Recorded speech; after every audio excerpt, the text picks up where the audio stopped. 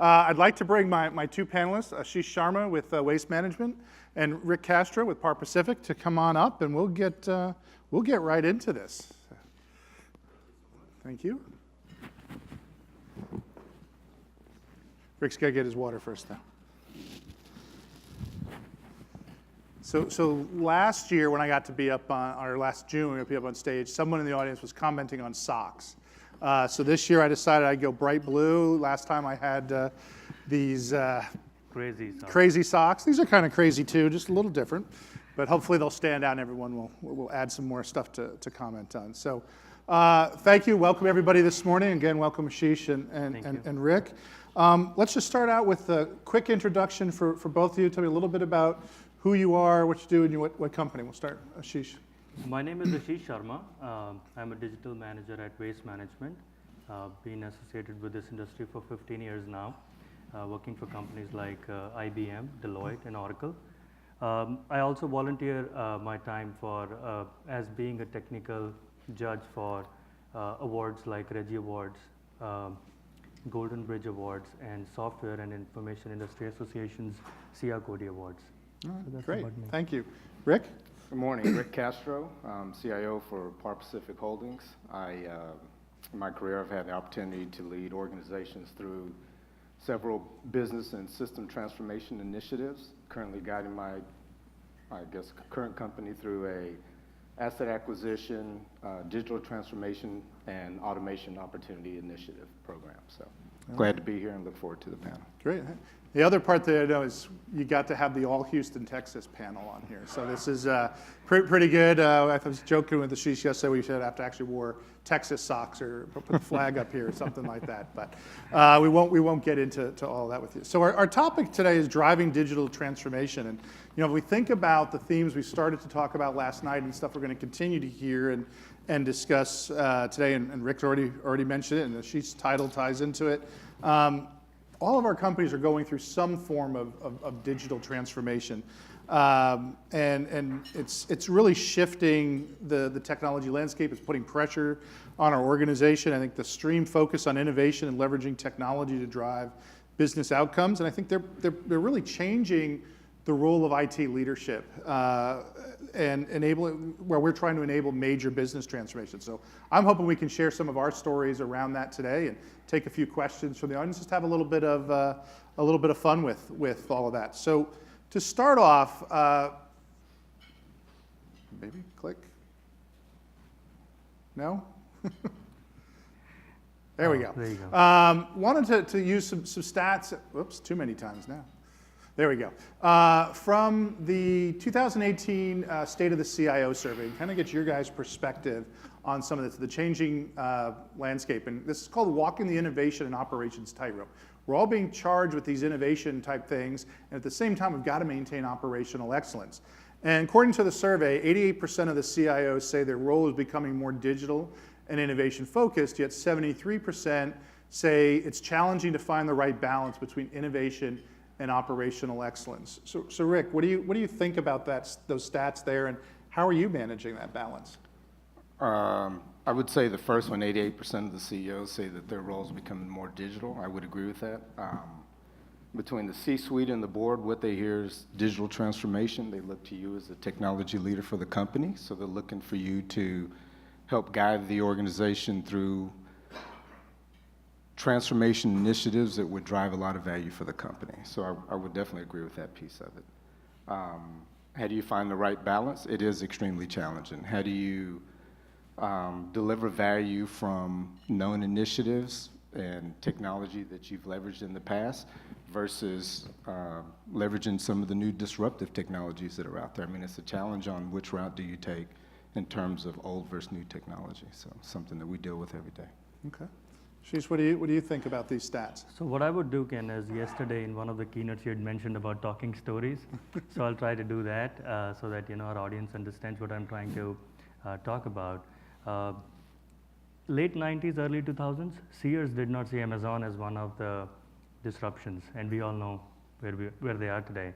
I think companies these days take disruption seriously, and I think digital is the way to go.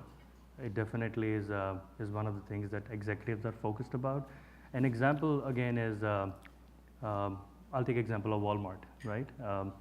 Walmart has in pretty much in every earning calls reiterated their commitment to their focus on digital and their spend around it. They have also showcased with their buying decisions. They have recently acquired digital platforms like Jet.com and several other companies and acquisitions, which re-emphasize the focus of their executives towards digital. And I completely agree with Rick. While digital is the way to go, it is going to be challenging, striking the right balance, because executives are tasked with a very difficult balancing act. They have a lot of technical debt. ROIs are important. So operational excellence, balancing the monetization part of it is definitely challenging. Yeah, no, it is a real, I know for me and my career, trying to find that balance has really started very early on, and making sure you've built that solid foundation of the technical capabilities, that those things are stable so that you can move on to the more innovative, or the things that we like to refer to as a little bit more sexy in our organizations. So this next slide's a little busy, but it's got some interesting statistics on it. There's 3 of them that really jump out at me. And I think the first one I was going to say is it's one that says 64% of CIOs say the role is becoming more digital and innovation focused. I was going to ask you guys if you agree or not. I think we both already would agree with me, shaking your head, so we'll kind of move on from that one. And the other stat was 52% say they are communicating with the board on a more regular basis. Is this the case for you at your company? Rick? Yeah, I think my conversations every quarter around cybersecurity, compliance, and then where do we stand on our strategic initiatives. And more often than not, that conversation has been shifted towards transformation-related initiatives, specifically digital transformation. So. Okay. Now, Ashish, you're in a little bit different role. Right. But are you, or what are you seeing at your organization from others, and more engaged with the board than before? I would agree to that. I think while my role is entirely different to being a C-suite CIO executive, but I see that given my experience and folks in my network, they talk about CXOs and board engagement on going digital. I've heard about that. Yeah, I've found that just like, as Rick was saying, his quarterly things being asked so much more. Obviously, security is a big part, but being asked and talked about from a transformation perspective is becoming much more the day-to-day type of conversation. And instead of us as IT leaders being brought in once in a while, as Rick, you said, your quarterly meeting. It's not an afterthought. It's not a once in a while thing about a specific project. You are part of those meetings with a very specific agenda. And I'm saying I definitely agree. I'm surprised I actually thought the statistic might have been a little bit higher. I would actually say more often than not, you're expected to be the one to identify the opportunities that exist in your organization also. So as the digital technology expert, they're looking for you to help describe and prescribe what actions we should take to support this initiative. Okay. So that's a great segue to 2 of my other questions. So one of the other stats here says 59% of CIOs say culture dictates that role. Is it the culture in your organization that's helping elevate that? And can it be different from organization to organization? So your culture helping provide that role for you as an IT leader? I think as an IT leader, you have responsibility to the company to help develop that culture. Partnering with your key leaders in the organization, helping to drive a culture that understands that there are risks with taking advantage of some of the new technologies, but making sure that they're calculated risks, I think is how you can help support a culture that embraces innovation and technology and is looking to disrupt the current way of how we run our business. Okay. Now, see, for you guys, culture, I think, very much is a driver, particularly on the digital. I mean, Definitely. you're one of the few people I know who has the title digital manager. Right. It is definitely important. That's one of the main factors. And, it's a joke that CIO's career is over, right?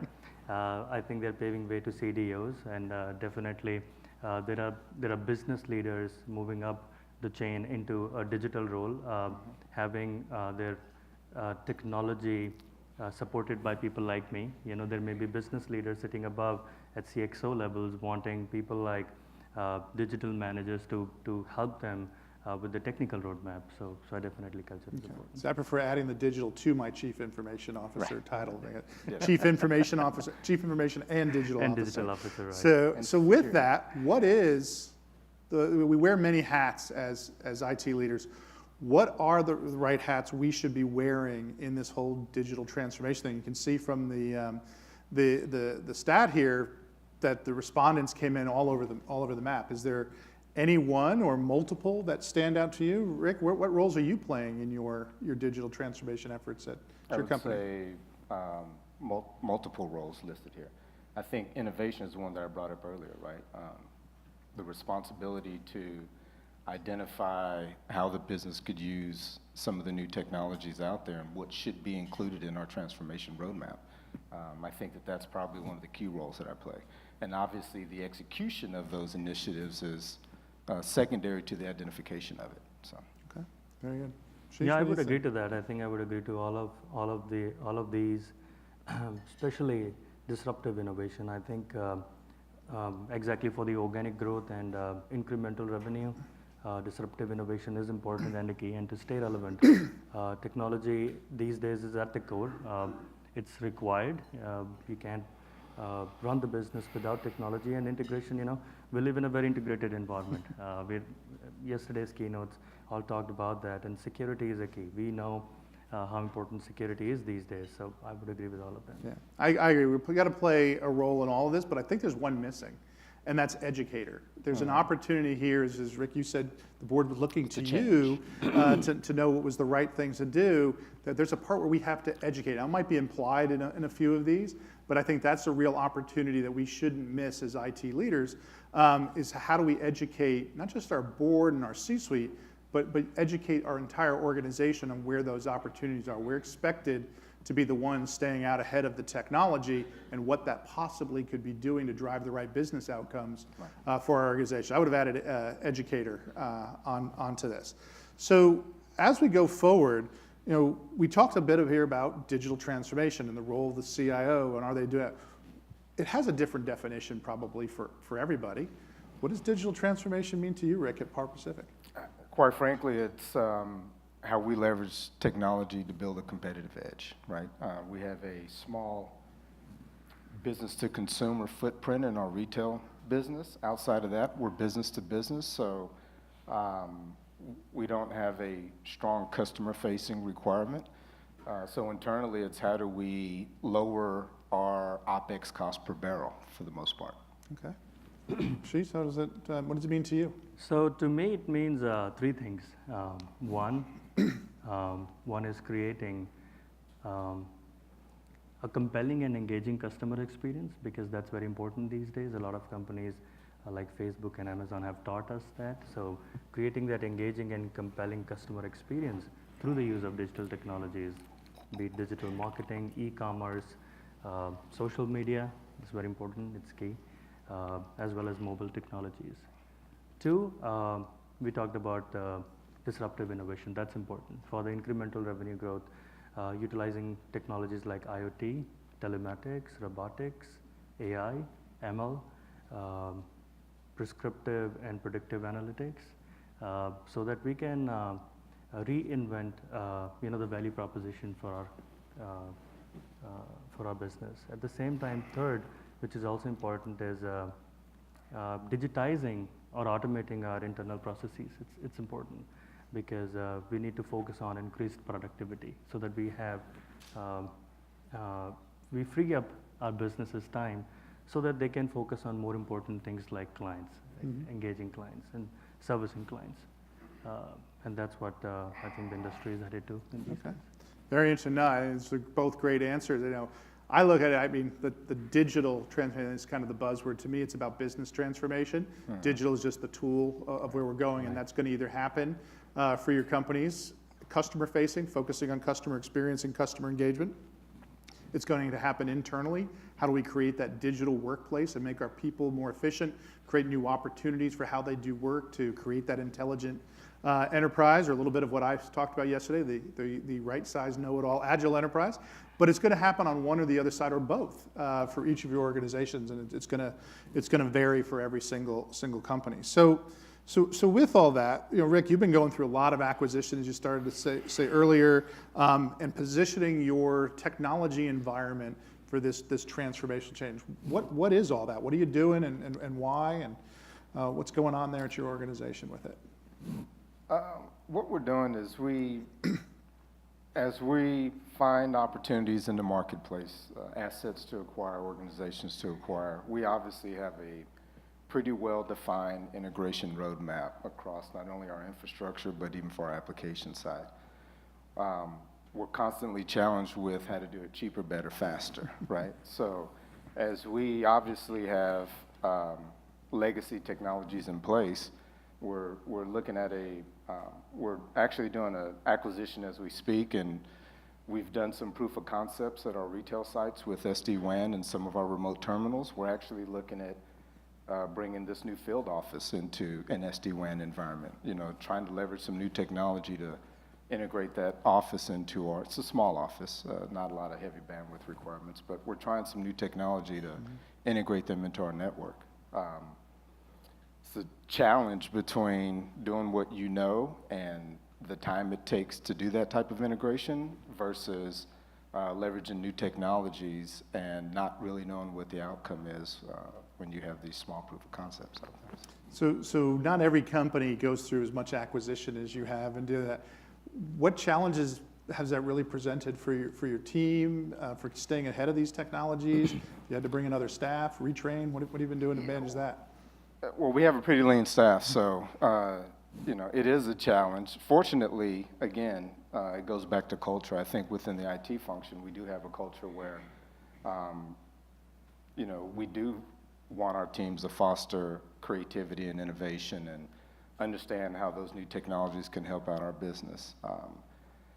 The balancing act between their day jobs, the internal process improvement initiatives, as well as the acquisition piece, and then trying to leverage new technologies as we're doing all three of those things actually becomes pretty daunting on a fairly lean team. And I think you just got to have the right people in place, and you have to go back to developing a culture that supports that type of innovation.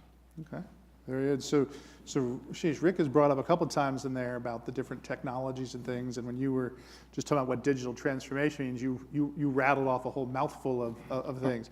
What do you feel first are the top 2 or 3 things companies need to do to be successful with their digital transformation efforts?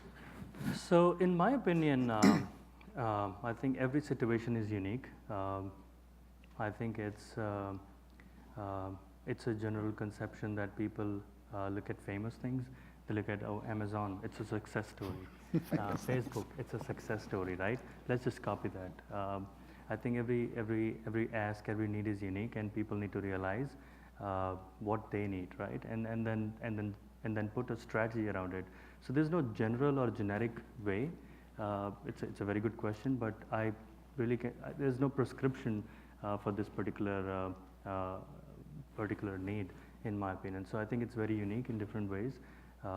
In the roles that I've played, lucky to be part of the world's largest Siebel CRM rollout. At that point in time, the ask was unique. It was for an automobile client, very large deployment. Ask was unique. I was lucky to be part of the confusion phase. When we were figuring out the AIA and the Oracle Fusion, and that was the main thing. In today's world, I think what industry is headed towards is customer focus. I think customer centricity, while that is important, every company may be at a different phase, and they have to engage customers the way customers want to get engaged with them. If I talk about a company or an industry, where customer service plays a key role, because customers may have to call in to get their job done or their service done, maybe, we're making them wait hours on the phone or several minutes. I think they're going to lose their customers. So utilizing digital technologies to engage the customers, be it mobile platform or any other IoT device, I think that's the way to go. Okay. So you've been doing a lot with AI and machine learning. For companies thinking about getting started in that, because it's one of the or two of the types of technologies we keep hearing a lot about. Right. What would you recommend they do to help them be successful? Again, understanding the need. I think that's critical because automation is key. It's important. But there may be, and speaking of the industry that I work for, not just specific to my employer, but in the industry, I think there are certain sectors where it's very hard to find manpower. You know, in the environmental services space, it's very, if you guys have seen the processing lines in a recycling unit, it's a very tough job to be a sorter, right? So the demand and supply, proportion is unique there. So utilization of robotics, AI for sorting, I think would be very helpful in an industry like that. Utilization of machine learning to teach these robots to pick would be key, and that's what our company and other companies in the industry have piloted or are under process of using it. So with part of that, you and I were talking the other day about that AI vision and image recognition. Right. Is it ready for prime time use in the enterprise? Definitely it is ready because, I was reading an article that some of the security companies are already using it at its best right now, but I think it is within the industry pretty much available for use as well. Obviously, I really can't speak of those projects that we may be running because those may be proprietary in nature, but definitely at my company and within the industry, there's a great use case. Speaking of the same processing lines in the recycling, picking up the same example, or be it identifying the contamination at an earlier stage. We all know, with the war on contamination and the rules changing around, how China is going to be accepting the contamination. They've lowered the percentage of acceptance. I think AI and robotics and machine learning is the key to success there. Okay.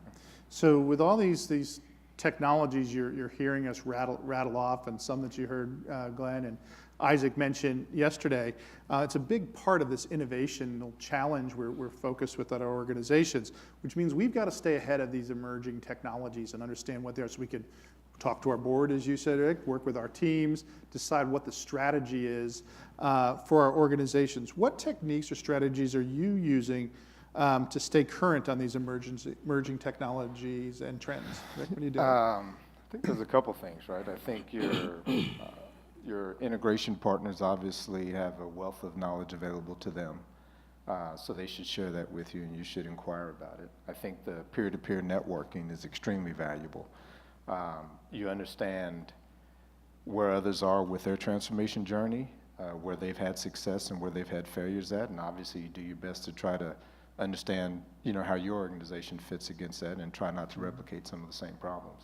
And I would say industry conferences such as this, this is where you get a breadth of knowledge and networking and, with your vendor base here that would help you understand the products they have to offer and get real one-on-one information about it. I think this is how my organization does it. Okay, very good. Ashish, how do you stay ahead of the game on this?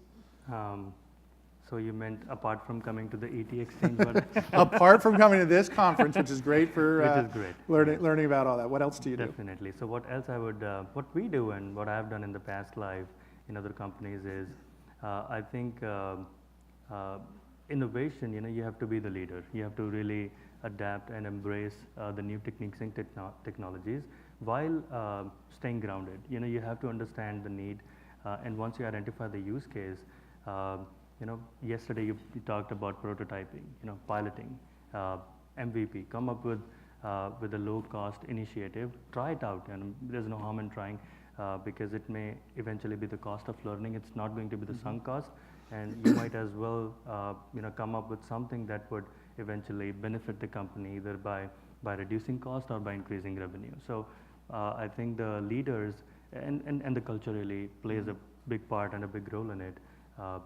If the leaders really are engaging, MVP prototyping, like you talked about in the keynote yesterday. Okay. Yeah, both of you guys have great examples of where you need to be. Again, I always reinforce leverage the peer community, leverage your network to see what others are doing. But that prototype and proof of concept, I think, is becoming more and more mainstream for companies, where we only would do it once in a while, and our partners wouldn't always want to do it because of the cost up front. And I think today, and I think to me, it's one of the things I look at in my vendor community, who's ready to really partner with us and help educate us on what these emerging technologies are, bring their things to the table, find the way to do the proof of concept to educate our organization. It may not be a deal coming the next day out of it, but you've got to educate us so when the time is right, that's it. And I'm seeing that so much more Right. in different companies, and I think those partners, so hint for everybody in the room, who is, those are opportunities to stay better engaged with our organization. So is there anything either of you do besides educating yourselves and your teams to help you more formally educate your organization? Anything special, or is it more, conversations in the hall? I wouldn't say it's anything special. I think you find a business partner to collaborate with. You share the information you have around the problem that you're trying to resolve and potential technologies that are out there to help resolve the problem. And, essentially you go hand in hand and you deliver on that. I mean, that's been the most successful way that we've been able to do it. So. Okay. Yeah, So you're pretty saying much it's the same thing. And then, there are some resources at your disposal. You may have Gartner, you may have others like those. There are resources that you can leverage, and that's what we do. Okay. We used to, back when I was we'd do something called an innovation showcase. And it was a combination with people, like Gartner analysts that we would bring in, some of our different partners, and with our own technology group that would show off different things we were thinking about and working on and we thought might be relevant to various parts of the organization. It was, there was coffee, there was donuts, there was stations to kind of go around to and see, and that was one of our more formal. We do it once or twice a year as a way to kind of have fun with it and also help show off our team. Right. And the great thing, get to meet other folks in the organization. That was why we did it more formally, where there was something planned around it beyond the just, hey, we're talking, and times to get to go going through that. So I'm always curious about everybody, and both of you I've gotten to know for a number of years now. Great leaders in what you do. So what's the best piece of advice you've ever been given in your career, Rick? There's been a lot, but I would say one that I try to pass on to members of my team and others that I come in contact with is I think it's important to take calculated risks, and you shouldn't be afraid to do that. I think trust your planning efforts and make sure that you try to understand what some of the unintended consequences are of your decisions, and I think you'll be fairly successful. So those are things that have been given to me that I pass on to my team as well, and I think they'll go a long way. Okay. Ashish, what about you? What's the best piece of advice you've been given? I think I talked about it a little bit earlier as well. Don't copy somebody else's digital initiative because it may not be the right thing for you.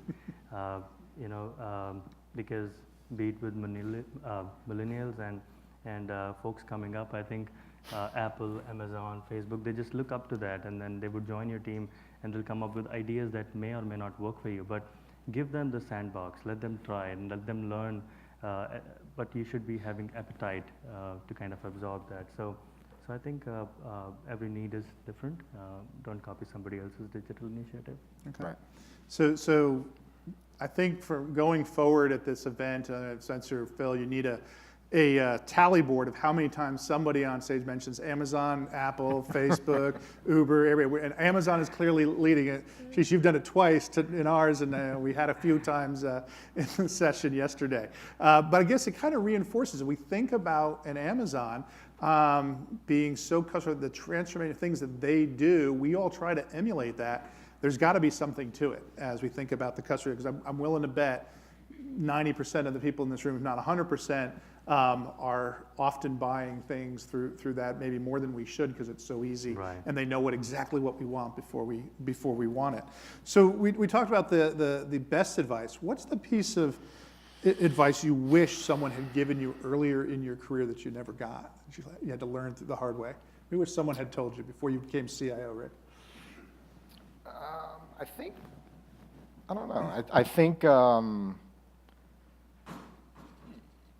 would have been valuable to me to have somebody express the need to look at everything kind of from an engineering lens, continuous improvement cycle. Don't accept things as they are. Some of the folks that I've noticed who have really excelled in their career, they've challenged the status quo for the most part, right? And they've always looked to improve upon a current situation, whether that's a business process, a technology, a way to lure customers. I mean, there's something around the continuous improvement and If it ain't broke, don't fix it. Don't live by that mantra, but break it and then see if you can refix it better. So. Okay. Ashish, what's that piece of advice you wish someone had given you? It's a difficult question. So basically, working in my past life with IBM, Deloitte, and Oracle, I think those companies are very mature. The processes are mature. They have so much of resources, and they've done same things over and over again, and they have gained a lot of expertise and documentation about getting things done, and that's how it is. So there are industries that I've supported in the past, including financial sector, automation, automobile, telecom, and others, right? I wish somebody had told me that there's no cookie cutter solution for the environmental services industry I'm going to support. I think it's underrepresented, but at the same time, it's challenging, and it has played a huge role in terms of who I am today, because you have to innovate and invent the solutions that are going to support this particular industry. So. Yeah, so for myself on that best advice I wish I had gotten, and I actually got this advice later in my career, and I wish I had been told it earlier, but I live by it, and I share this a lot to others, and actually was talking to someone last night about it, was to focus on the 4 C's. And we grew up as a technologist, but now as CIO, your role and responsibility is different, and the advice was to focus on the 4 C's, and the 4 C's are cash, customers, culture, and competition. And we were focusing on those things the same as the rest of your C-suite. You're going to be able to better understand what you need to do with the technology you have in your back pocket. That's your area of expertise to bring to the organization. I did eventually get that advice later in my career, but I wish I had had that earlier. It might have shifted some things earlier on. So I'd like to take a couple questions from the audience before I get to my lightning round, which is always my fun way to end a panel like this. So do we have any questions from the audience? I apologize. I can't really see everybody with the lights. I see Phil out there with the microphone. There's a hand up over there. Hi, my name is Kathy, and I'm with Embry-Riddle Aeronautical University. And my question is for Rick. Yes, ma'am. And Rick, you talked about your acquisitions and kind of getting folks on board really quickly. Do you ever target acquisitions for maybe some of the leading edge technology that they are using, or do you always just adapt them to what you're using? That's a good question. I would say that we have done both. We've adopted, obviously, into the technology that we're using, but we have had an acquisition in the past where they were much further along. It was in our retail segment. They were much further along with leveraging some of the technologies like the geopositioning of pulling into a fuel station and automatic pumps coming on and off through your cell phone. So we actually leverage that technology, and we're starting to deploy that to our other retail C-stores. So we've kind of done both. Another question over here? Hey, guys. You both talked about POCs as a way to think about where you're bringing your transformation program. Can you talk about some of the POCs you've lined up for next year, how you're getting budget for them? What are you selling to your management team and to your board to get funding around it? And are you finding it easier to find funding this year versus the last couple of years? Okay, it's a lot of questions there, Isaac. Yeah, anyone care? I'll attempt it first. So basically, I think the first question was around the POCs. Is it easier than it was last year to engage funding or to generate funding? So the answer basically is in the industry that I am, I think disruption and digital innovation has paved way for us to, and it's easier, right? You have researches that show a lot of things. So you using those researches, and I actually we were talking about it earlier. I used one of your slides about the $60 billion technical debt using some of these processes, and I use that as an example for generating ROI use case for introducing RPA and other technologies for automation. So I think resources like these, they help you, and then when you show your leaders and executives that there is a positive ROI, even with the POC, it's not going to be a sunk cost. There's a learning element of it as well, and as you go, you're going to generate either reduce cost or have some incremental revenue advantage, either being a marketing pitch or a sales pitch for the technology solution that you may provide, which will give you a competitive advantage, I think executives buy into that easily. And I think Ken mentioned that doing it faster is important, right? And that's the fact. Rather than doing it tomorrow, rather than doing it next year, if you have a use case and if you have a great use case, I think the executives want to do it before the competition does it. One of the C's, right? So that's what we've seen in our industry. Yeah. From a use case perspective, we have we're looking into leveraging RPA. We don't leverage that technology today. We have a offshore business process outsourcing team to help some of our back office accounting and inventory management functions. That contract term is up, and as opposed to renegotiating that contract, my team is trying to see where we can leverage RPA. I personally believe that from a BPO perspective, in the next 5 years, I think that industry is probably going to go by the wayside, and your BPO service providers are going to leverage RPA and AI technologies in replace of current outfits of back office accountants that are offshore and these type of things. So we're actually trying to do that right now. At least this year, that's what our goal is. For me, as I said, embrace experimentation. I believe it has to be planned for. I've always tried to carve out a section of our technology budget for that very purpose of creating that innovation sandbox I mentioned yesterday, and that was working with our partners and our team and carving it out and putting the dollars aside that we were going to need in order to, and actually planning for the individual people, that there's going to be some time spent when we were doing resource planning where you're going to be focused on these proofs of concept, this experimentation. I think you've got to think about it up front as opposed to being an afterthought from where you're headed. One more question, and I want to dive into our lightning round. Any other questions out there? No? Okay. Well, I'll dive into our lightning round, and you guys can come and ask us all the questions you want over the rest of the day as we see it. So my lightning round, you guys are limited to one-word answers here. So the first part is about reality or hype. So really simple. And I think I know the answer to all of them, but I want to hear you. AI. Reality. Reality. Blockchain. Hype. Hype.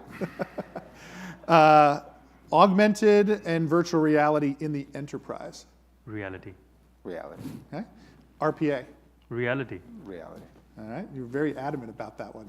Yes. There are some use cases that we have kind of used and piloted and now implemented. Okay. And again, augmented reality is a great use case in industry that I am in, be it using it for folks that are coming up new and trying to work on an equipment that they have not worked on, training those folks, and at the same time, customer engagement. One of the CEA Cody Awards, while I was reviewing, rather than revealing the name of the company, they increased their sales by 600% by using augmented reality for their marketing. So Okay. it's definitely a reality. All right. iPhone or Android?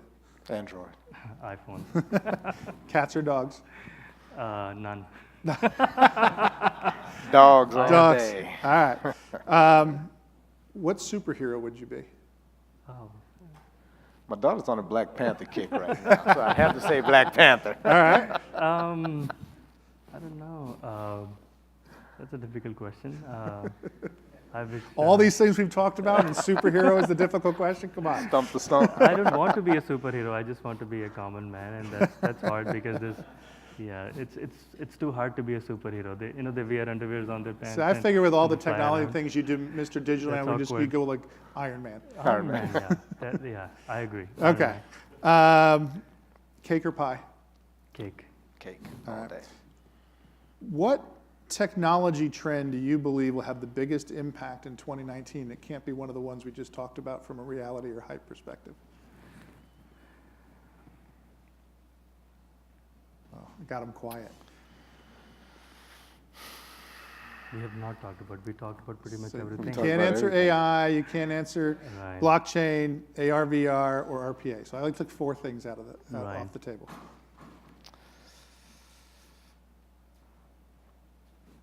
That's a difficult question because we've already talked about all of these already. can't think of anything that I mean, obviously I don't know what I don't know. I'd stick with, I think, machine learning, because we have no, I mean, machine learning is important before you get to AI, so I'd stay. Okay, I'd say machine learning. Maybe the software-defined networking piece. Okay. I think being able to scale up and scale down on your bandwidth dynamically is pretty critical to All right. what I think organizations going to do. If you weren't in the IT profession, what would your profession be? What would you be doing? Lawyer. Lawyer? Uh-oh. I was a finance guy before I got into IT, so I'll go back to You're that. going to go back to finance. See, I want to be a professional golfer. I don't know. I have more Same. fun. All right. So we've got 2 minutes left. Closing advice. Final words you'd like to share with the audience about this whole idea of driving business technology transformation. Any things, keys to success, your closing words, your statement. Ashish? So I'd say digital transformation is important, but every organization has to really understand their need and not copy somebody else's digital transformation roadmap. Carve your own path. Don't fear taking risks. Use baby steps if they need to be. MVPs and POCs are the way to go. That's what I would say. Rick? I would say just, define digital transformation for your organization, because I think if you talk to a number of different organizations in different industries, they have their own definition for it. And obviously, I think getting a handle on what your issues are or problems are in the business that are preventing you from taking it to the next level, I think that's where you ought to focus the efforts on and see what technologies are available to help remediate some of those problems. So. Okay. So if I'd close it out first, both of you, thank you very much for all your great insights. And again, feel free to come up to any of us for the rest of the days here and let's talk more about this. Do that part, as you said, share with your peers. Great things for coming to the event.